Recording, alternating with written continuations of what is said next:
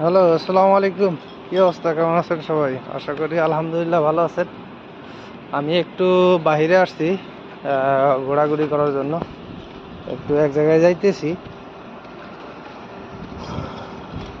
রুমের মধ্যে ভালো লাগতেছিল না, তাই একাই বের হয়েছি, কাউকে সাথে নিয়ে নিই। এই আমি সৌদি আরবের রাস্তা আবাসিক এলাকার ভিতরে হাঁটতেছি।